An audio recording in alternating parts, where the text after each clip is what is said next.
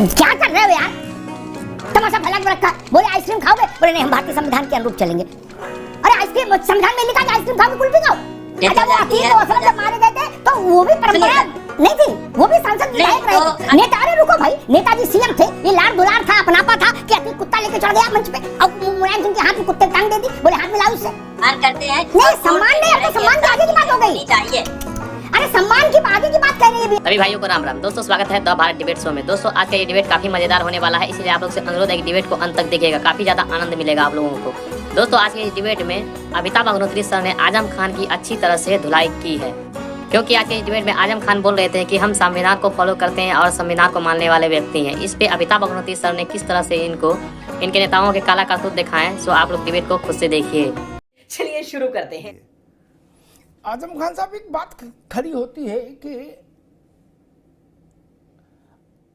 अभी वो गए थे अखिलेश जी वहाँ गाजीपुर मुख्तार के यहाँ, तो उनने कहा मुख्तार गरीबों का मसीहा था।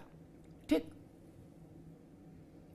अब एन चुनाव में अगर आप मुख्तार को गरीबों का मसीहा बताओगे तो फिर आपको ये कहने का हक नहीं रहता कि गैर जरूरी मुद्दे याकूब उछाल रहे हैं।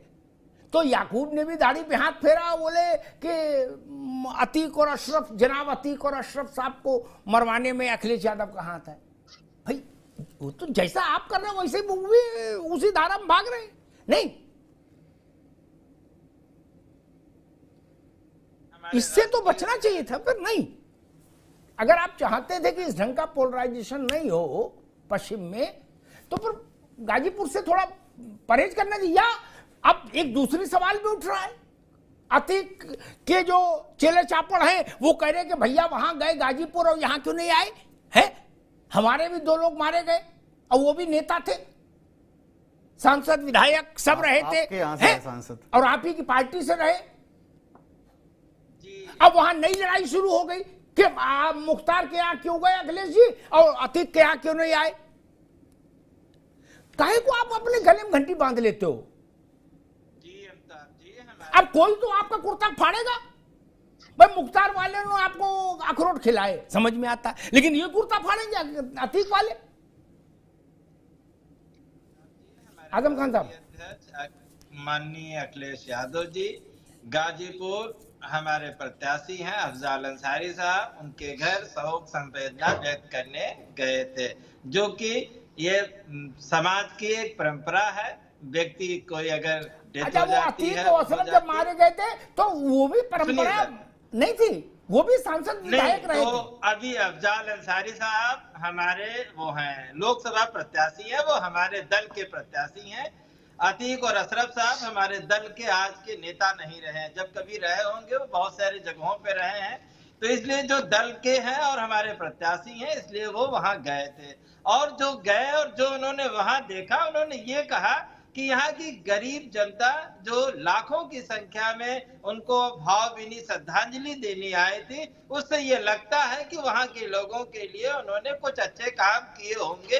ये हमारे हम राष्ट्रीय अध्यक्ष जी के शब्द हैं। अब उसको किस तरह से लोग पेश करते हैं? आजम भाई एक मिनट। हालांकि आपके इस बयान से कि जब कभी रहे होंगे अतीक और अशरफ के जो चेले चंपू होंगे, शागिर्द होंगे, उनका दिल टूटेगा। वो आपको अपना मानते थे, इतना अपना मानते थे कि नेताजी की, अरे सुनो भाई, नेता, अरे रुको भाई, नेताजी सीएम थे, ये लाड़ दुलार था, अपनापा था कि अतीक कुत्ता लेके चढ़ गया मंच पे और मुलायम सिंह के हाथ में कुत्ते टांग दे दी, बोले हाथ मिलाओ इससे। ये अपनापा ही था। ऐसा अपनापा कहाँ किसमें होता है? अब आप कह रहे हो कि वो पुराने नेता रहे होंगे, उनका अब कोई रोल नहीं, खत्म हो गया, अब इसलिए नहीं जाएंगे। अब उनका दिल टूटेगा नहीं, अब टूटेगा तो वो बवाल करेंगे, फिर याकूब चिल्लाएंगे। ये भी तो सोचो, इधर कुआं उधर खाई। राष्ट्रीय प्रवक्ता होने के नाते मैं ये जिम्मेदारी के साथ कह रहा हूँ, अफजाल अंसारी साहब आज समाजवादी पार्टी के लोकसभा प्रत्याशी हैं, इसलिए माननीय अखिलेश यादव जी उनके घर भावभीनी श्रद्धांजलि अर्पित करने गए थे और शोक संवेदना व्यक्त करने गए थे।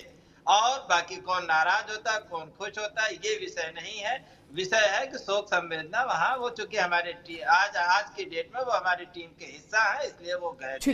और जो उन्होंने वहाँ जमीन पे देखा वो चीजें उन्होंने ठीक है। आजम भाई एक छोटी सी टिप्पणी और ले लूं, फिर मैं बाकी लोगों के पास जाऊं। ये मुद्दा बड़ा है, इसलिए इस पर सपा की प्रतिक्रिया आनी चाहिए। बीएसपी ने कहा, उसको बीएसपी ही कहेंगे क्योंकि आकाश का मतलब बीएसपी, वो मायावती जी के घोषित उत्तराधिकारी है और नेशनल कोऑर्डिनेटर। उसने कहा, आकाश आनंद ने कहा है कि मुझे खुशी होगी बाबरी मस्जिद जब बनेगी, और जब बनेगी तो हम वहां खड़े होंगे। समाजवादी पार्टी की इस पर क्या प्रतिक्रिया है? वो भी ऐसा कुछ प्लान कर रही है कि भाई धुन्नीपुर चलो है? समाजवादी पार्टी सब वो गिट्टी मोरम कुछ लेके कन्नी तसला और वहां चल के कुछ कार सेवा करो। समाजवादी पार्टी सुप्रीम कोर्ट के निर्णय के साथ खड़ी है। जब निर्णय आया था तभी समाजवादी पार्टी ने कहा है कि कोर्ट ने जो निर्णय दिया हम उसका सम्मान करते हैं। नहीं, सम्मान नहीं, अब तो सम्मान के आगे की बात हो गई चाहिए। अरे सम्मान की आगे की बात कह रही है बीएसपी। वो कह रही है मां खड़े होंगे जब बनेगी, कार सेवा करेंगे। हम आपसे पूछ रहे हैं, आप भी कार सेवा करने का इरादा मन में रखते हो कि नहीं? समाजवादी पार्टी एक संविधानवादी पार्टी है, संविधान और कानून में आस्था रखती है। सर, जो कानून और सुप्रीम कोर्ट के दायरे में होगा उसको मानने के लिए वो तैयार है, ठीक है, और वही वो काम करेगी। तो भैया, संविधान मंदिर बनाने में कोई रोक नहीं लगाता, मस्जिद बनाने में कोई रोक नहीं लगाता, गुरुद्वारा बनाने में रोक नहीं लगाता, इसमें संविधान कहां से आ गया? आप लोगों ने तो ऐसा कर दिया। एक मिनट, अभी रुकना होगा। मैं सारे नेताओं से फेड अप हो गया। अरविंद जी, संविधान को मालूम क्या बना दिया? पूछो किसी नेता से, आप चौसा आम खाएंगे? बोले नहीं, मैं संविधान के अनुरूप आम खाऊंगा। अरे क्या कर रहे हो यार, तमाशा फैला के रखा है। बोले आइसक्रीम खाओगे? बोले नहीं, हम भारतीय संविधान के अनुरूप चलेंगे। अरे आइसक्रीम संविधान में लिखा है आइसक्रीम खाओगे, कुल्फी खाओ। जिन्होंने संविधान पढ़ा नहीं, पन्नी नहीं पलटे, वो सब रेले पड़े, बोले संविधान। अरे भाई, संविधान में लिखा है क्या धुन्नीपुर में मस्जिद बनेगी कि नहीं बनेगी? ऐसा लिखा है क्या? नहीं ना। अरविंद जी, खैर हम आते हैं आपके पास। आजम खान के पास जब दोबारा हम आएंगे तब तक शायद वो और बेहतर सोच के रखे। ये जो मसला खड़ा हो गया है बाबरी मस्जिद का, अभी तो ये अंगड़ाई है, आगे और लड़ाई है। 27 में विधानसभा भी है उत्तर प्रदेश में, और ये लोकसभा के बाद अगले साल 27 से पहले बीच के साल में पंचायत का चुनाव भी है क्या? तो धुन्नीपुर जिंदाबाद। यूं ही तो नहीं मसला उठा दिया। और समाजवादी पार्टी अभी कह रही कि हम संविधान के अनुरूप कार्य करेंगे। अब संविधान में धुन्नीपुर लिखा नहीं कहीं, तो फिर वो हिचक रहे हैं। और उधर जो नया कमांडर आया बीएसपी का, वो ताल ठोक रहा है कि हम चलेंगे, कार सेवा करेंगे वहां। ये है सोडा शरफ झाग का।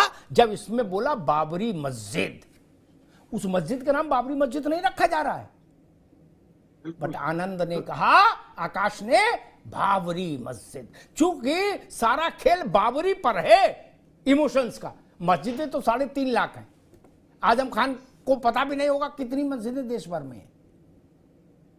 3.5 लाख से ज्यादा है भाई। और दूसरी एक बात कहता हूं, दानिश कुरैशी साहब, जरा आप भी गौर फरमा लेना। हाजी याकूब कुरैशी ने जो बोला, उसके हिस्से देखिए जरा, उसका प्रोनाउंसिएशन देखिए।